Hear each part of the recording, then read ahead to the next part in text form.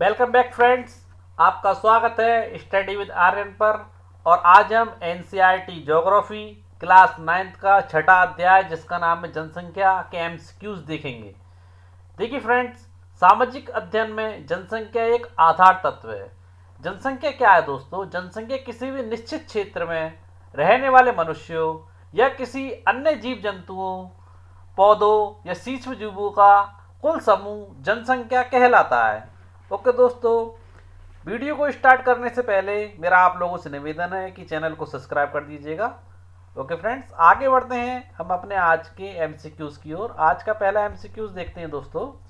देखिए, प्राकृतिक घटनाएं कब आपदा कहलाती हैं? जब बाढ़ तीव्र गति से आती है, जब भूकंप तीव्र गति से आता है, जब किसी घनी आबादी वाले गांव या शहर को प्रभावित करते हैं, तब बाढ़ या सुनामी आदि का सुनसान इलाके में आने पर।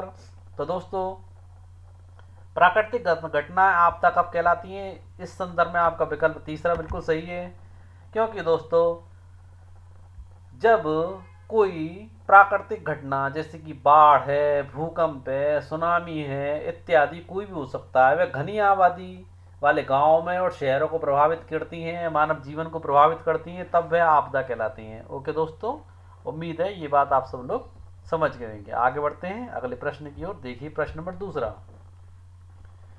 जनगणना के संदर्भ में निम्नलिखित कथनों पर विचार कीजिए। किसके संदर्भ में पूछ रहे? जनगणना के संदर्भ में। तो दोस्तों, इस अध्याय को स्टार्ट करने से पहले मैं आप लोगों को एक चीज बता देता हूँ। हमारे भारत में जनगणना लास्ट जो हुई है 2011 में हुई है, और हर 10 साल में जनगणना होती थी। परंतु दोस्तों 2021 में जनगणना आपके कोरोना आने के कारण नहीं हो पाई। अब जनगणना आगे प्रोसेसिंग में आगे बढ़ रही है, तो कार्रवाई अभी चल रही है। जैसे ही नए डाटा आ जाएंगे तो हम उसको अपडेट कर देंगे अपने चैनल के माध्यम से। अब देखिए, जनगणना के संदर्भ में निम्नलिखित कथनों पर विचार कीजिए। पहला, एक निश्चित समय अंतराल में जनसंख्या की आधिकारिक गणना जनगणना कहलाती है। भारतीय जनगणना जनसांख्यिकी, सामाजिक और आर्थिक आंकड़ों का सबसे बृहद स्रोत है। बिल्कुल सही बात है। भारत में सबसे पहले 1872 में जनगणना की गई थी। दोस्तों ये बात बिल्कुल सत्य है। हमारे भारत में सबसे पहले 1872 में लॉर्ड मेयो के कार्यकाल में जनगणना की गई थी। ओके दोस्तों, चौथा पॉइंट देखते हैं। संपूर्ण गणना भारत में पहली बार 1881 में की जा सकी थी। देखिए फ्रेंड्स, यहाँ पर ये वाला पॉइंट बिल्कुल सत्य है, क्योंकि 1881 में लॉर्ड रिपन के कार्यकाल में इसे प्रत्येक 10 वर्ष के अंतराल पर कराया जाने लगा था, जो आज तक आपका जारी है। ओके दोस्तों, अब देखते हैं उपरोक्त कथनों में से कौन सा कथन सत्य है। तो यहाँ दोस्तों हमारे चारों ही कथन सत्य हैं, तो उपरोक्त सभी सत्य हैं। आगे बढ़ते हैं अगले प्रश्न की ओर। देखिए प्रश्न नंबर तीसरा। देश में निवास करने वाले लोगों की जनगणना से प्राप्त होने वाली जानकारी। क्या दोस्तों? देश में निवास करने वाले लोगों की जनगणना से प्राप्त होने वाली जानकारी के संदर्भ में निम्नलिखित कथनों पर विचार कीजिए। क्या जानकारी प्राप्त होती है जनगणना से? जनसंख्या का आकार एवं वितरण। जनसंख्या का आकार एवं वितरण जानकारी ये तो दोस्तों प्राप्ति होती है कि जनसंख्या का आकार किस प्रकार का है, किस प्रकार उनका वितरण है हमारे देश में। इससे पता चलता है कि लोगों की संख्या कितनी है तथा वे कहाँ निवास करते हैं। तो ये पॉइंट बिल्कुल सही है दोस्तों। आगे देखते हैं दूसरा विकल्प, जनसंख्या वृद्धि तथा जनसंख्या परिवर्तन की प्रक्रिया। दोस्तों जनगणना से ये पता चलता है कि हमारे देश में कितनी जनसंख्या वृद्धि हो रही है, कितनी जनसंख्या की घटोतरी हो रही है, बढ़ोतरी हो रही है। उसके अकॉर्डिंग जनसंख्या का परिवर्तन की प्रक्रिया भी जानकारी मिलती है। इससे हमें समय के साथ जनसंख्या में होने वाली वृद्धि एवं इससे परिवर्तन कैसे हुआ यह पता चलता है जनगणना से। तो यहाँ पर जो दूसरा विकल्प दिया गया है वो बिल्कुल सत्य है। तीसरा देखते हैं जनगणना के गुण तथा विशेषताएं। तो दोस्तों जनगणना से हमें जनसंख्या के गुण यानी कि उनकी उम्र, उनका लिंगानुपात, साक्षरता का स्तर, व्यापारिक संरचना, किस प्रकार का व्यापार करते हैं, तथा स्वास्थ्य की अवस्था की जानकारी मिलती है। यानी कि उनके गुण और विशेषता सारी चीज़ें भी जनगणना से पता चलती हैं। तो देखते हैं उपरोक्त कथनों में से कौन सा कथन सत्य है। पहला, दूसरा, तीसरा, उपरोक्त सभी। तो दोस्तों यहाँ पर भी आपके सारे कथन सत्य हैं। देखिए प्रश्न नंबर चौथा। मार्च 2011 की जनगणना के अनुसार भारत की जनसंख्या विश्व की कुल जनसंख्या का कितने प्रतिशत है? यानी कि पूरे विश्व की जनसंख्या में भारत की जनसंख्या जो है विश्व की कुल जनसंख्या के कितने प्रतिशत है? 17.5%, 0.44%, 20% या 18%। तो दोस्तों इस प्रश्न का उत्तर आपका विकल्प पहला बिल्कुल सही है, 17.5%। देखिए दोस्तों, मार्च 2011 तक भारत की जनसंख्या 12,106 लाख थी। इस बात को आप लोग लिखना चाहें तो लिख सकते हैं। कितनी थी दोस्तों? 12,106 लाख थी। कब तक थी दोस्तों? 11 मार्च नहीं, मार्च 2011 तक कितनी थी? 12,106 लाख थी। और दोस्तों 17.5% ये 2011 के आंकड़े के अनुसार है। और दोस्तों यहाँ पर मैंने दूसरा विकल्प दिया था 0.44, तो बता दूं जो 0.44 है ये आपकी विश्व की जनसंख्या में नेपाल की जनसंख्या का हिस्सा है, 0.44। ओके दोस्तों। और बात करें चीन की, तो चीन की जनसंख्या में तो विश्व का मतलब विश्व की जनसंख्या में चीन का काफ़ी सारा हिस्सा होगा। तो आपको बता दूं विश्व की जनसंख्या में चीन का हिस्सा मत 18% है। कितना प्रतिशत है? 18%। ओके दोस्तों। यहाँ मैंने एक ही प्रश्न में बहुत सारे पॉइंटों को क्लियर करने की कोशिश की है। देखिए, संयुक्त राष्ट्र के आंकड़ों के अनुसार भारत की 2020 की जो जनसंख्या विश्व की कुल जनसंख्या का वो 17.7% होने का अनुमान है, क्योंकि ये आंकड़ा आपका 2011 का है। अब दोस्तों हमारा जो संयुक्त राष्ट्र संघ है, तो संयुक्त राष्ट्र के आंकड़े बताते हैं कि 2020 तक भारत की जनसंख्या विश्व की जनसंख्या का 17.7% हो जाएगी। इस चीज का अनुमान है। आगे बढ़ते प्रश्न नंबर 5वें की ओर। 2011 की जनगणना के अनुसार भारत का सबसे अधिक जनसंख्या वाला राज्य है। क्या पूछ रहा है? सबसे अधिक जनसंख्या वाला राज्य उत्तर प्रदेश, महाराष्ट्र, आपका बिहार, आपका पंजाब। तो देखिए बताइए उत्तर। तो देखिए दोस्तों 2011 की जनगणना के अनुसार भारत का सबसे अधिक जनसंख्या वाला राज्य आपका उत्तर प्रदेश है। देखिए यह भारत का सबसे ज़्यादा जनसंख्या वाला राज्य है। यहाँ की कुल आबादी आपकी 1990 देखिए 1990 लाख है। ओके दोस्तों, इस बात को लिख लेना कितनी आपकी है? 1990 लाख आपकी यहाँ पर लोग निवास करते हैं। ओके दोस्तों, ये मैंने यहाँ पर लिख दिया, आप भी इसको नोट डाउन कर लेना। अब देखिए इसके बाद दोस्तों क्या होता है कि उत्तर प्रदेश जो है देश की कुल जनसंख्या में उत्तर प्रदेश जो है 16% हिस्सेदारी रखता है। अपनी कितनी हिस्सेदारी रखता है? यानी कि सपोज करके चलिए कि पूरा हमारा भारत देश है, पूरे भारत देश के अंतर्गत उत्तर प्रदेश की हिस्सेदारी कितनी है? आपकी 16%। उसके बाद दोस्तों महाराष्ट्र का नंबर आता है। महाराष्ट्र क्या है? महाराष्ट्र जो है देश की कुल जनसंख्या, महाराष्ट्र का हिस्सा हमारा 9% है। लिखना चाहें तो आप यहीं पर नोट डाउन कर लीजिए, महाराष्ट्र का हिस्सा 9% है। और अगर बिहार की बात करें दोस्तों, देश की कुल जनसंख्या में बिहार के हिस्से की अगर बात करें तो बिहार का हिस्सा अभी आपका 9% के अंतर्गत आता है। ओके दोस्तों, यानी कि बिहार भी हमारा 9% जनसंख्या रखता है। ओके दोस्तों, अब आगे बढ़ते हैं। देखिए यहाँ पर मैंने चित्र भी लगाया है दोस्तों। देखिए बात करें उत्तर प्रदेश की, तो देश की कुल जनसंख्या का 16% हिस्सा उत्तर प्रदेश रखता है। और आपका महाराष्ट्र 9% रखता है, बिहार भी 9% रखता है, जैसा मैंने आप लोगों को अभी थोड़ी देर पहले ही बताया।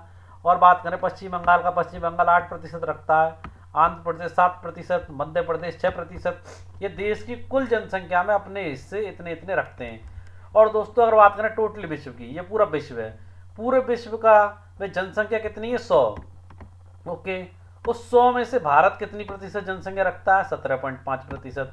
पूरे विश्व के क्षेत्रफल की बात करें, विश्व के क्षेत्रफल को अगर हम 100 माने तो पूरे विश्व के क्षेत्रफल में जो भारत की जनसंख्या है वो 2.4% क्षेत्रफल भारत की जनसंख्या निवास करती है। ओके दोस्तों, उम्मीद है आप लोग इस चित्र से अच्छे से समझ गए होंगे। आगे बढ़ते हैं। देखिए प्रश्न नंबर 6, भारत का वह राज्य / केंद्र शासित प्रदेश जहाँ सबसे कम जनसंख्या निवास करती है। ये बड़ा ही महत्वपूर्ण प्रश्न है दोस्तों, क्योंकि प्रश्न आपको काफी घुमा रहा है। एक साथ ही उसने 2 प्रश्न पूछे हैं, यानी कि भारत का वह राज्य भी पूछा उसने सबसे कम जनसंख्या निवास करती है, और भारत का वह केंद्र शासित राज्य भी पूछा है जहाँ सबसे कम जनसंख्या निवास करती है। तो सबसे पहले मैं बताना चाहूँगा कि भारत का वह राज्य जहाँ सबसे कम जनसंख्या निवास करती है। तो दोस्तों यहाँ विकल्प देखिए, आपका पहला दे रखा है सिक्किम, या विकल्प दूसरा दे रखा है आपका लक्षद्वीप, या विकल्प तीसरा गुजरात, विकल्प चौथा हरियाणा। तो दोस्तों वह राज्य है जहाँ सबसे कम जनसंख्या निवास करती है वह आपका सिक्किम। इसकी आबादी कुल मिलाकर के दोस्तों राज्यों की अगर बात करें तो 6 लाख है। किसकी दोस्तों? 6 लाख की आबादी है। अब दोस्तों केंद्र शासित प्रदेश की बात करें तो लक्षद्वीप एक केंद्र शासित प्रदेश है। और दोस्तों यहाँ पर भारत की सबसे कम केंद्र शासित राज्यों में सबसे कम जनसंख्या निवास करती है। उसका आंकड़ा भी मैं आपको बता देता हूँ, 64,429। कितनी करती है? 64,429 हजार, यानी 64,429 लोग आपके यहाँ पर निवास करते हैं। ओके दोस्तों। और दोस्तों प्रश्न कुछ इस प्रकार भी पूछा जा सकता है कि भारत का वह राज्य या केंद्र शासित राज्य बताएं, केंद्र शासित प्रदेश बताएं जो देश की कुल आबादी में सबसे कम हिस्सा रखता है। ओके दोस्तों, प्रश्न को घुमा के पूछा जा सकता है, मैंने तरीका आपको बता दिया है। प्रश्न नंबर 7वां देखते हैं। तेलंगाना भारत का 29वां राज्य कब बना था? 1 नवंबर 2000 को, 1 मई 1960 को, 2 जून 2014 को, उपरोक्त में से कोई नहीं। तो दोस्तों यहाँ मैं आपको बता देता हूँ, तेलंगाना भारत का 29वां राज्य 1 जून 2014 को बना था। ओके दोस्तों, यानी कि यहाँ पर विकल्प तीसरा सही है। अब जो 1 नवंबर 2000 दे रखी है दोस्तों, इसके बारे में और जानकारी दे देता हूँ, एक्स्ट्रा जानकारी। 1 नवंबर 2000 को मध्य प्रदेश का विभाजन हुआ और छत्तीसगढ़ जो था नए राज्य के रूप में अस्तित्व में आया। ओके दोस्तों, यानी कि मध्य प्रदेश का विभाजन हुआ और छत्तीसगढ़ बना। और 1 मई 1960 को भाषाई आधार पर तत्कालीन बॉम्बे राज्य जो था दोस्तों, जो गुजरात और महाराष्ट्र एक थे उस समय, तो तत्कालीन बॉम्बे राज्य को 1 मई 1960 को विभाजित कर दिया गया। भाषाई आधार पर गुजरात बना दिया गया और महाराष्ट्र बना दिया गया। प्रश्न नंबर 8वां देखते हैं। जम्मू और कश्मीर राज्य को 2 केंद्र शासित राज्य में कब विभाजित किया गया? 5 अगस्त 2019, 1 मई 1960, 2 जून 2014, 1 जनवरी 2024। तो दोस्तों मैं आप लोगों को बता देता हूं, जम्मू कश्मीर राज्य को, यानी कि यहाँ पर पहला विकल्प सही है, 5 अगस्त 2019 को 2 केंद्र शासित प्रदेशों में विभाजित किया गया। ओके दोस्तों, जो जम्मू कश्मीर को जम्मू कश्मीर पुनर्वास अधिनियम 2019 पारित करते हुए दोस्तों जम्मू और कश्मीर राज्य को 2 प्रदेशों में विभाजित कर दिया। एक आपका लद्दाख में विभाजित किया गया, और दोस्तों ये अधिनियम आपका आया 31 अक्टूबर 2019 से प्रभावी, ये आपका अधिनियम हुआ। कब से प्रभावी हुआ? 31 अक्टूबर 2019 से। तो 2 जो केंद्र शासित राज्य बने उनमें एक तो था आपका जम्मू और कश्मीर, दूसरा था लद्दाख। ओके दोस्तों, आगे बढ़ते हैं अपने अगले प्रश्न की ओर। देखिए प्रश्न नंबर 19वां। भारत की लगभग आधी आबादी वाले 5 राज्यों का सही अवरोही क्रम बताओ। यानी कि अगर इस पूरे गोले को भारत की आबादी मान ले तो इसका 50% हिस्सा, 50% आबादी जिन राज्यों में निवास करती है उसका सही अवरोही क्रम पूछ रहा है, यानी सबसे ज्यादा, फिर उसके बाद, फिर उसके बाद, फिर उसके बाद। विकल्प पहला उत्तर प्रदेश, महाराष्ट्र, बिहार, पश्चिम बंगाल, आंध्र प्रदेश। विकल्प दूसरा, पहले आंध्र प्रदेश, फिर पश्चिम बंगाल, फिर बिहार, फिर महाराष्ट्र, फिर उत्तर प्रदेश। विकल्प तीसरा, उत्तराखंड, कश्मीर, दिल्ली, हरियाणा, पंजाब। विकल्प चौथा, पंजाब, हरियाणा, दिल्ली, कश्मीर, उत्तराखंड। उपरोक्त में से कोई भी क्रम सही नहीं है। तो बताएं भारत की आबादी किन 5 राज्यों में निवास करती है? पहले तो सबसे ज़्यादा वाला क्रम आप बताएं। तो देखिए भारत की आबादी जो है सबसे ज़्यादा हमारी उत्तर प्रदेश में निवास करती है। कहाँ निवास करती है? उत्तर प्रदेश। उत्तर प्रदेश फर्स्ट नंबर पर पड़ता है। उत्तर प्रदेश के बाद महाराष्ट्र में, तीसरे नंबर पर बिहार में, चौथे नंबर पर आपकी पश्चिमी बंगाल में, और 5वें नंबर की अगर बात करें तो 5वें नंबर पर आंध्र प्रदेश में भारत की सबसे ज़्यादा आबादी निवास करती है। ओके दोस्तों, आगे बढ़ते हैं अपने अगले प्रश्न की ओर। प्रश्न नंबर 10वां। क्षेत्रफल की दृष्टि से भारत का सबसे बड़ा राज्य है? तो दोस्तों उत्तर प्रदेश है, मध्य प्रदेश है, राजस्थान है, हरियाणा। तो दोस्तों राजस्थान जो है आपका क्षेत्रफल की दृष्टि से सबसे बड़ा राज्य है। जो आपको मध्य प्रदेश का विभाजन हुआ था उसके बाद राजस्थान अस्तित्व में आया था सबसे बड़े राज्य के रूप में, और राजस्थान में आपका थार का मरुस्थल भी है। तो राजस्थान देश के कुल क्षेत्रफल का, अगर राजस्थान की बात करें तो राजस्थान देश के कुल क्षेत्रफल का 1.10वां हिस्सा अपने पास रखता है। कुल जनसंख्या की बात करें तो भारत की जनसंख्या का 5.5%। क्षेत्रफल की बात करें भारत के कुल क्षेत्रफल का 1/10वां भाग रखता है, और जनसंख्या की बात करें तो 5.5% राजस्थान में जनसंख्या निवास करती है। ओके दोस्तों, यहाँ भारत की कुल जनसंख्या 5.5%, भारत का जो कुल जनसंख्या उसका 5.5% राजस्थान में निवास करती है जनसंख्या। प्रश्न 11वां देखते हैं। प्रति इकाई क्षेत्रफल में रहने वाले लोगों की संख्या कहलाती है? क्या कहलाती है? प्रति इकाई क्षेत्रफल में रहने वाले लोगों की संख्या कहलाती है। जनसंख्या घनत्व कहलाती है, जनसंख्या वितरण कहलाती है, जनसंख्या विस्फोट कहलाती है, उपरोक्त सभी। तो मैं आप लोगों को बता दूं दोस्तों, प्रति इकाई क्षेत्रफल में रहने वाले लोगों की संख्या आपका जनसंख्या घनत्व कहलाती है। अब देखिए थोड़ा समझ लीजिए, जनसंख्या घनत्व का अर्थ है किसी भी क्षेत्र की कुल जनसंख्या का उस क्षेत्र यानी कि उस क्षेत्र के कुल क्षेत्रफल से भाग देना। जैसे एग्जाम्पल समझिए, सपोज करके चलिए किसी शहर में 1000 लोग रहते हैं और उस क्षेत्र में 1 वर्ग किलोमीटर, वो जो पूरा एरिया वो 1 वर्ग किलोमीटर का, यानी कि 1000 ही लोग रह रहे हैं और उसका जो दायरा है, रहने का जो दायरा वो 1 वर्ग किलोमीटर है, तो उस शहर का जनसंख्या घनत्व 1000 व्यक्ति प्रति वर्ग किलोमीटर होगा। ओके दोस्तों, समझ गए।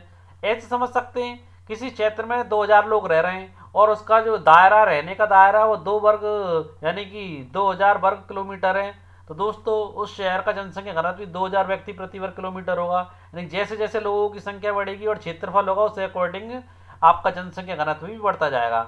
और शॉर्ट में बताऊं तो ये कह सकते हैं कि जनसंख्या घनत्व जनसंख्या के स्थानिक वितरण को समझने में मदद करता है और ये आसानी से जाना जा सकता है कि जनसंख्या कितनी भीड़भाड़ वाली है, इस बात को हम आसानी से जान सकते हैं। आगे देखते हैं प्रश्न नंबर 12। भारत में सबसे अधिक जनसंख्या घनत्व वाले देश हैं। भारत से यानी कि हमारे भारत से अधिक जनसंख्या घनत्व वाले देश कौन से हैं? ग्रीनलैंड है, बांग्लादेश एवं जापान है, चीन है आपका, उपरोक्त में से कोई नहीं। तो दोस्तों मुझे उम्मीद है ज़्यादातर लोग यहाँ पर चीन को विकल्प के रूप में चुनेंगे और अपना उत्तर गलत कर बैठेंगे।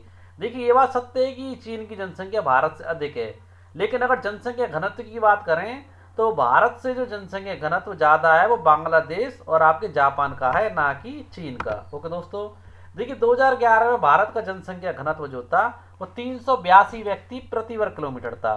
लिख लीजिए कितना था, 382 व्यक्ति प्रति वर्ग किलोमीटर भारत का जनसंख्या घनत्व था।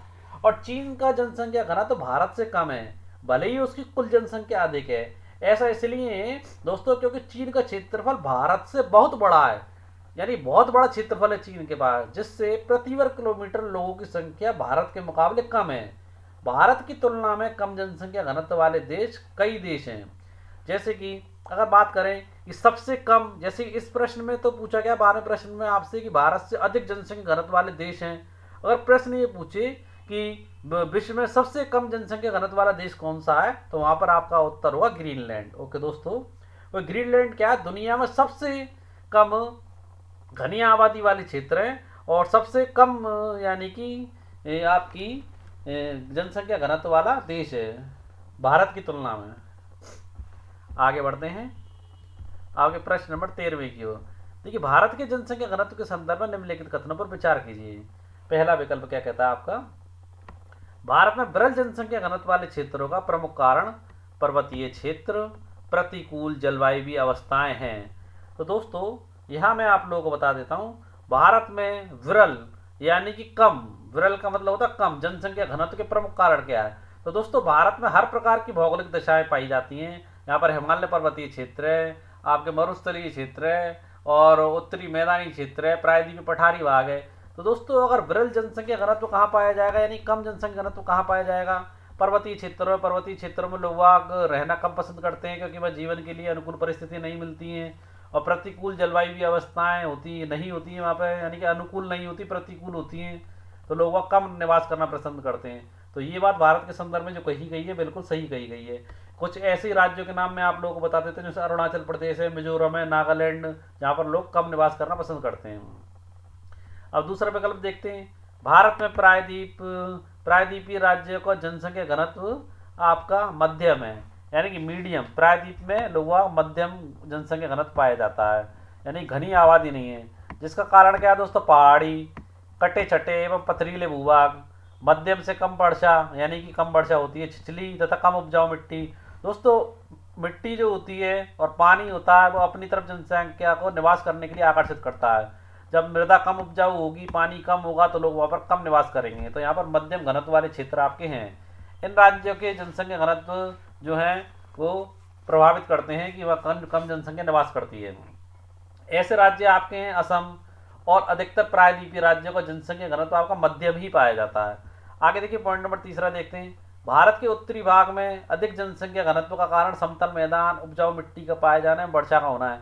दोस्तों बिल्कुल एक्यूरेट बात है। भारत के उत्तरी मैदान में जनसंख्या घनत्व अधिक क्यों है दोस्तों? यहाँ पर उपजाऊ मैदान है, कृषि योग्य भूमि है, पानी की सरल उपलब्धता है, नदियों के पास का क्षेत्र है और बरसात भी यहाँ पर काफी होती है।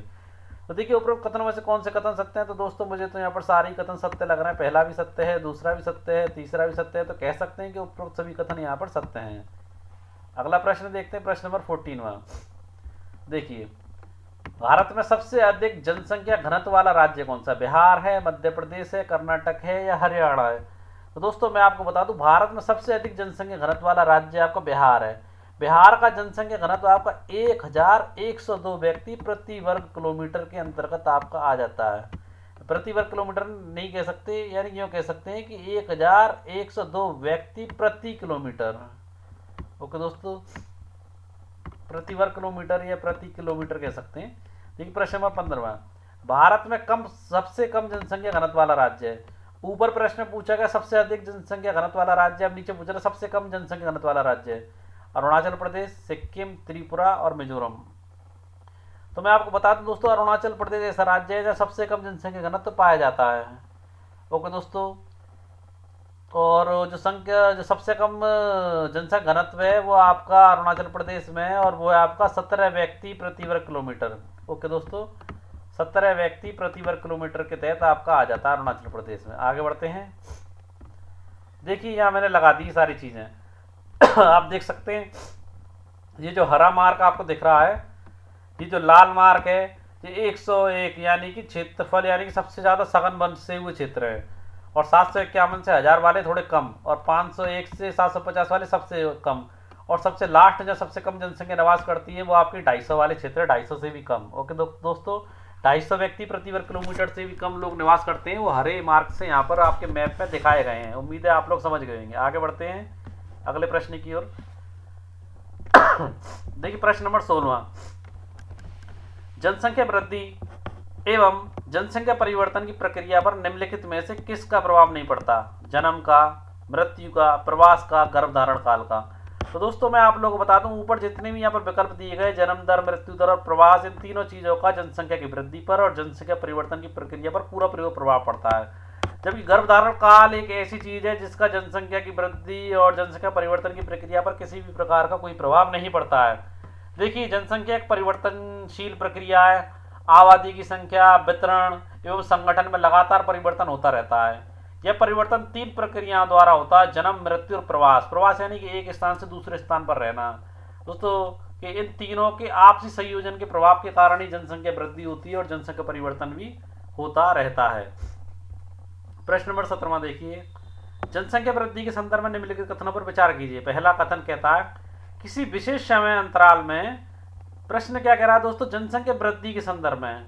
तो दोस्तों पहला विकल्प है किसी विशेष समय के अंतराल में, जैसे 10 वर्षों के भीतर किसी देश या राज्य के निवासियों की संख्या आपकी जनसंख्या वृद्धि को इंगित करेगी कि 10 वर्षों के अंतर्गत उस क्षेत्र में कितनी जनसंख्या वृद्धि हुई है या कितनी जनसंख्या का ह्रास हुआ है। तो ये कथन आपका दिया गया है जो बिल्कुल सत्य दिया गया है।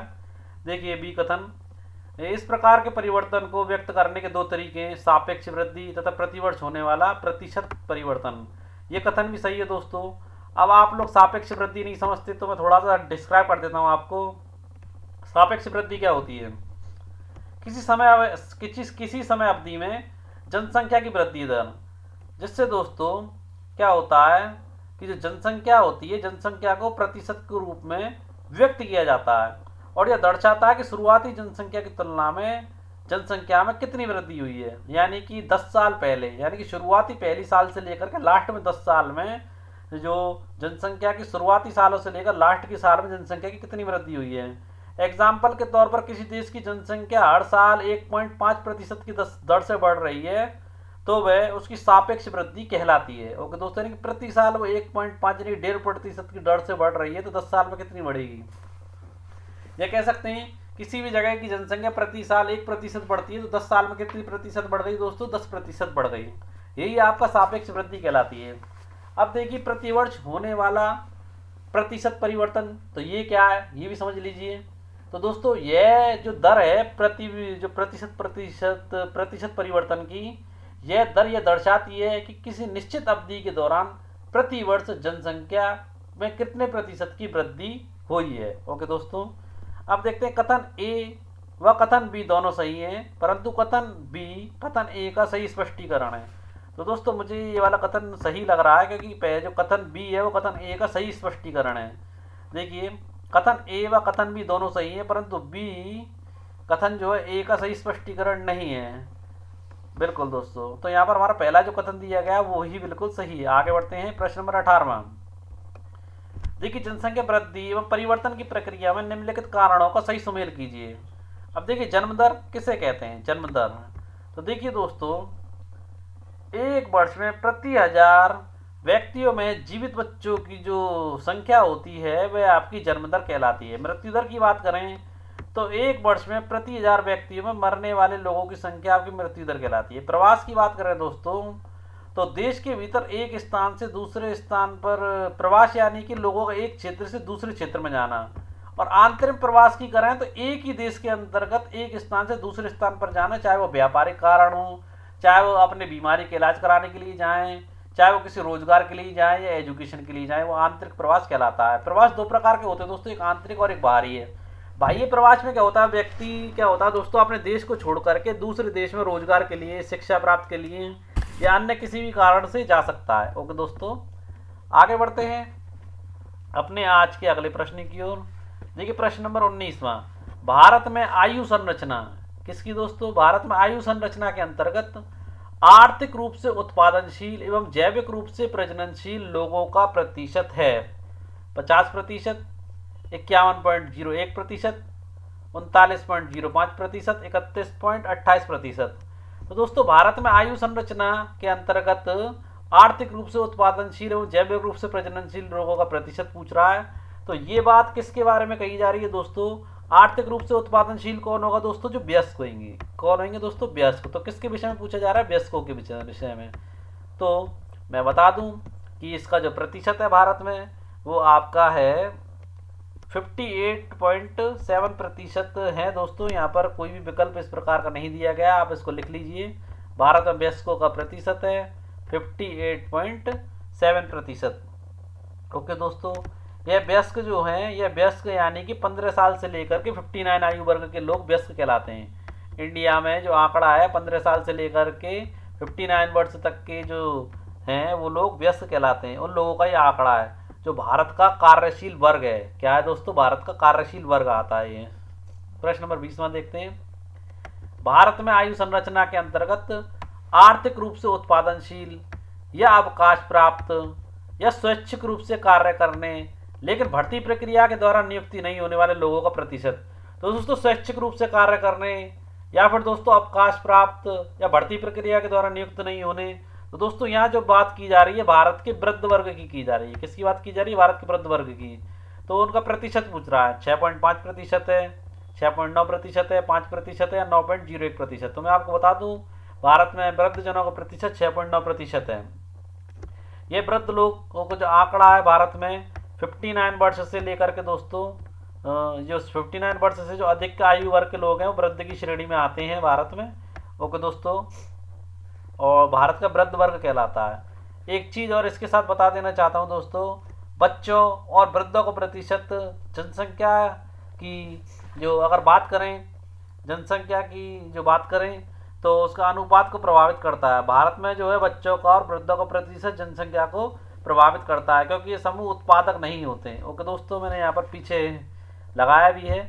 भारत में 3 प्रकार के वर्ग हैं दोस्तों, आप देख सकते हैं। सबसे पहले बच्चे आते हैं, फिर वृद्ध आते हैं, फिर वयस्क आते हैं।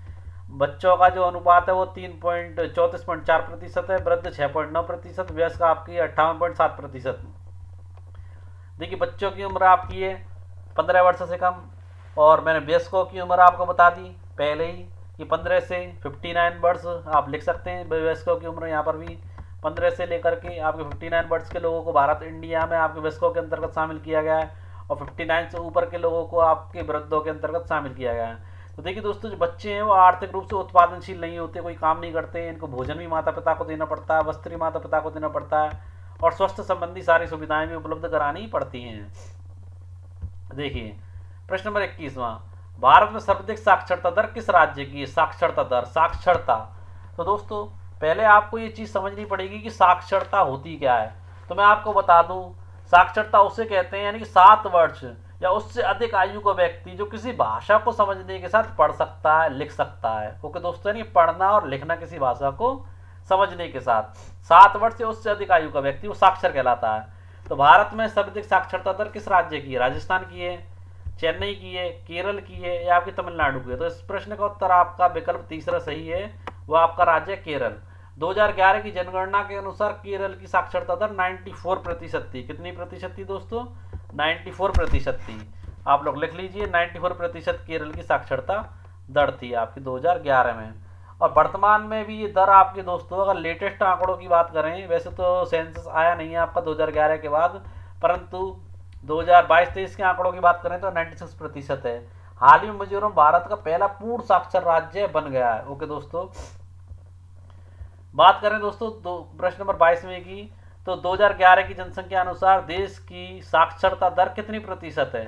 पूरे देश की साक्षरता दर की बात कर रहा है, 65%, 73%, 91% या 51%।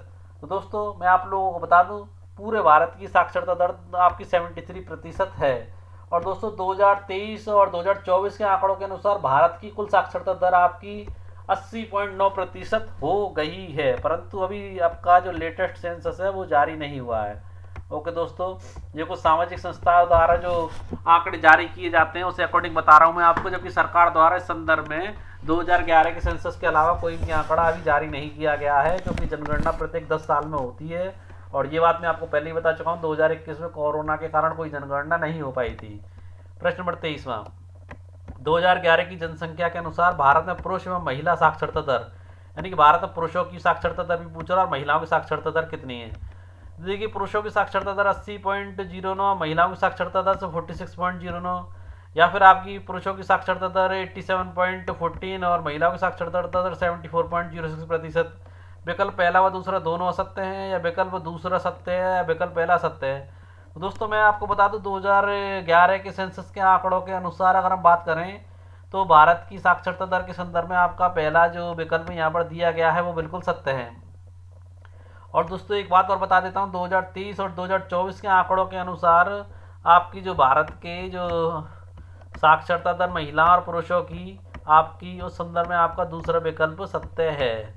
एनसीईआरटी के अकॉर्डिंग 2011 के आंकड़ों के अकॉर्डिंग पहला विकल्प सत्य है, और जबकि सामाजिक संस्थाओं द्वारा एनजीओ द्वारा किए गए आंकड़े के अकॉर्डिंग पुरुष साक्षरता दर भारत में 2023-24 में 87.14%, महिला साक्षरता दर 74.06% है। ओके दोस्तों, दोनों चीज़ें मैं आपको बता करके चल रहा हूँ। देखिए प्रश्न नंबर 24वां, प्रति 1000 पुरुषों पर महिलाओं की संख्या कहलाती है? लिंग अनुपात कहलाती है, जनसंख्या घनत्व कहलाती है, जनसंख्या वितरण या जनसंख्या विस्फोट? तो दोस्तों यहाँ जो प्रति 1000 पुरुषों पर महिलाओं की संख्या आपकी जो है लिंग अनुपात कहलाती है। यह जानकारी किसी दिए गए समय में समाज में पुरुषों व महिलाओं के बीच समानता की सीमा मापने के लिए एक महत्वपूर्ण सामाजिक सूचक माना जाता है आपका लिंग अनुपात का। प्रश्न नंबर 25वां, सन 2011 की जनगणना में प्रति 1000 पुरुषों पर महिलाओं के अनुपात की स्थिति क्या थी? यानी प्रति 1000 पुरुषों पर कितनी महिलाएं थी भारत में? 943, 933, 934 या 929?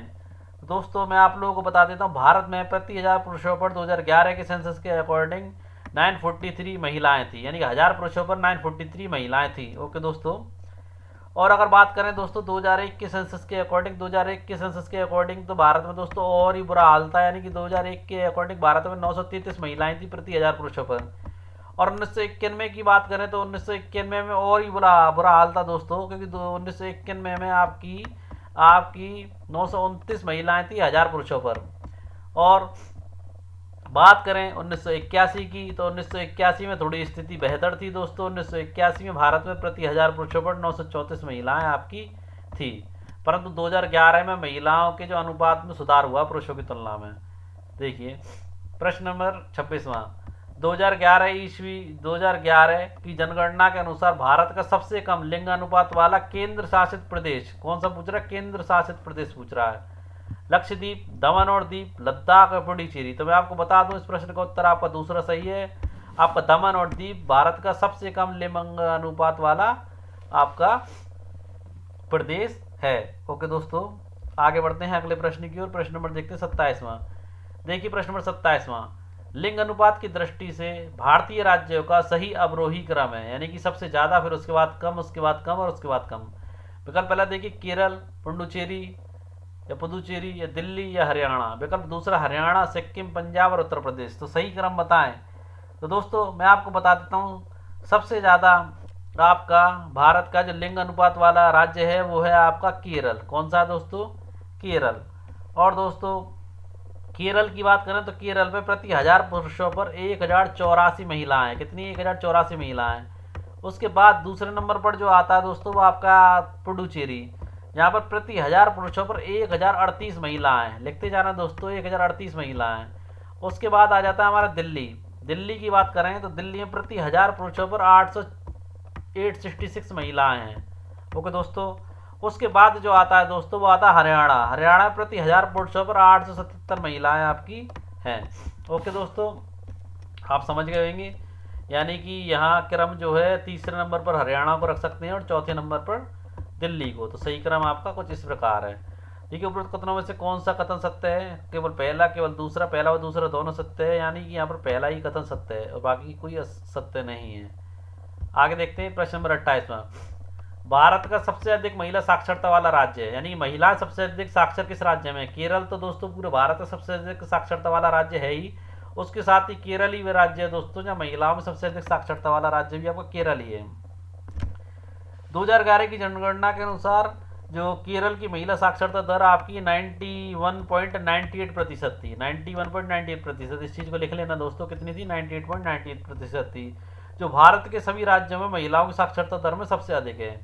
प्रश्न नंबर 29 की बात करें, भारत में मृत्यु दर 2011 में घटकर कितनी रह गई? प्रति 1000 पर 25, या दूसरा विकल्प प्रति 1000 पर 7.2, प्रति 1000 पर 3.7 या प्रति 1000 पर 6.5। तो दोस्तों भारत में मृत्यु दर 2011 में घट करके आपकी प्रति 1000 पर 7.2 व्यक्ति रह गई। प्रश्न नंबर 30 की बात करें, भारत के लोगों की औसत आयु 2012 में बढ़कर कितनी हो गई? औसत आयु कितनी हो गई दोस्तों बढ़कर के? 36.7 वर्ष, 67.9 वर्ष, 65 वर्ष और 50 वर्ष।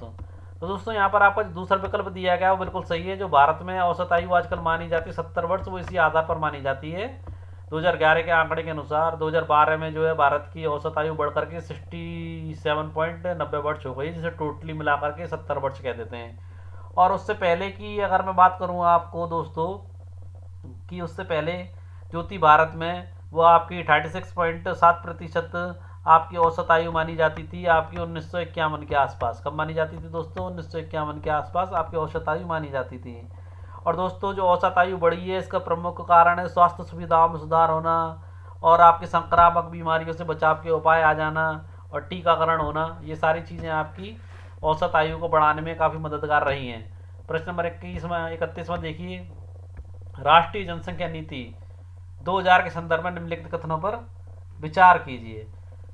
देखिए विकल्प पहला, 14 वर्ष से कम आयु के बच्चों को निःशुल्क शिक्षा प्रदान करना। दोस्तों राइट टू एजुकेशन के तहत दो चीज़ें हैं, राइट टू इन्फॉर्मेशन और right to education. Right to information है सूचना का अधिकार, और राइट टू एजुकेशन यानी कि शिक्षा का अधिकार। तो राष्ट्रीय जनसंख्या जो नीति है उसमें 14 वर्ष से कम आयु के बच्चों को निःशुल्क शिक्षा देने का प्रावधान लागू किया गया, और शिशु मृत्यु दर को प्रति 1000 में 30 से कम करने और व्यापक स्तर पर टीका रोधी यानी कि टीके लगाए जाए बीमारियों से, जो बच्चे बीमारियों से छुटकारा पा सकें। और लड़कियों की शादी को उम्र बढ़ाने के लिए प्रोत्साहित किया गया है, जिससे कि मृत्यु दर को जन्म मृत्यु दर को रोका जा सके। ओके दोस्तों, परिवार नियोजन को एक जन केंद्रित कार्यक्रम बनाने के लिए नीतिगत ढांचा तैयार किया गया। ओके दोस्तों, तो यहाँ देखिए उपरोक्त कथनों में से कौन से कथन सत्य है? केवल पहला, केवल दूसरा, विकल्प तीसरा व चौथा, या उपरोक्त सभी विकल्प सत्य है। तो यहाँ पर जितने विकल्प दिए गए हैं वो सत्य हैं। विकल्प यानी प्रश्न नंबर 32वां देखते हैं। निम्नलिखित में से किस क्षेत्र में प्रवास आबादी की संख्या, वितरण एवं संरचना में परिवर्तन लाता है? प्रस्थान करने वाले क्षेत्र में, आगमन वाले क्षेत्र में, प्रस्थान एवं आगमन दोनों क्षेत्र में, इनमें से कोई नहीं। तो दोस्तों प्रवास आबादी की संख्या, वितरण एवं संरचना परिवर्तन जो लाता है वह आपका, मैं आपको बता देता हूँ, प्रस्थान एवं आगमन दोनों क्षेत्रों से। ओके दोस्तों, प्रश्न नंबर 33वां देखते हैं। जनसंख्या में बच्चों का एक बहुत बड़ा अनुपात निम्नलिखित में से किसका परिणाम है? उच्च जन्म दर का, उच्च मृत्यु दर का, उच्च जीवन दर का, अधिक विवाहित जोड़ों का। तो दोस्तों जनसंख्या में बच्चों का बहुत बड़ा अनुपात है। भारत में स्वास्थ्य सुविधाओं के कारण उच्च जन्म दर जो हुई है उसके कारण हुआ, यानी कि पहला विकल्प यहाँ पर सही है। प्रश्न नंबर 34वां देखते हैं। निम्नलिखित में से कौन सा एक जनसंख्या वृद्धि का परिमाण दर्शाता है? विकल्प पहला, एक क्षेत्र की कुल जनसंख्या, प्रत्येक वर्ष लोगों की संख्या में होने वाली वृद्धि, विकल्प तीसरा जनसंख्या वृद्धि की दर, विकल्प चौथा प्रति 1000 पुरुषों पर महिलाओं की संख्या। तो दोस्तों 34वें प्रश्न का सही उत्तर है प्रत्येक वर्ष लोगों की संख्या में होने वाली वृद्धि जनसंख्या वृद्धि का परिमाण दर्शाता है। यहाँ पर विकल्प आपका दूसरा सही दिया गया है। दोस्तों अब हम देखेंगे अपना आज का अंतिम प्रश्न और महत्वपूर्ण प्रश्न है। 2011 की जनगणना के अनुसार एक साक्षर व्यक्ति वह है। कौन है साक्षर व्यक्ति? दोस्तों जो अपने नाम को पढ़ एवं लिख सकता है, जो किसी भी भाषा में पढ़ एवं लिख सकता है, जिसकी उम्र 7 वर्ष है तथा वह किसी भाषा को समझ के साथ पढ़ एवं लिख सकता है, जो पढ़ना लिखना एवं अंक गणित तीनों जानता है। तो दोस्तों मैंने आपको पहले ही बता दिया, जिसकी उम्र 7 वर्ष है और वो किसी भाषा को समझ के पढ़ एवं लिख सकता है वह आपका साक्षर कहलाता है। ओके दोस्तों, इस प्रकार आज हमने अपनी क्लास 9 के जितने भी अध्याय थे 6 अध्याय कंप्लीट कर लिए। हमारी वीडियोस आपको कैसी लगती हैं दोस्तों कमेंट में ज़रूर बताएं और हमारे चैनल को सब्सक्राइब करना बिल्कुल ना भूलें दोस्तों। आज हमने अपने 9th क्लास के पहले से लेकर के 6ठे अध्याय के MCQs आप लोगों को टोटली कंप्लीट करवा दिए हैं। और दोस्तों चैनल को सब्सक्राइब करें, लाइक करें, शेयर करें। जल्द ही मिलेंगे दोस्तों हम आपसे NCERT ज्योग्राफी क्लास 10th के अध्यायों के साथ MCQs के साथ। ओके दोस्तों, तब तक के लिए जय हिंद दोस्तों।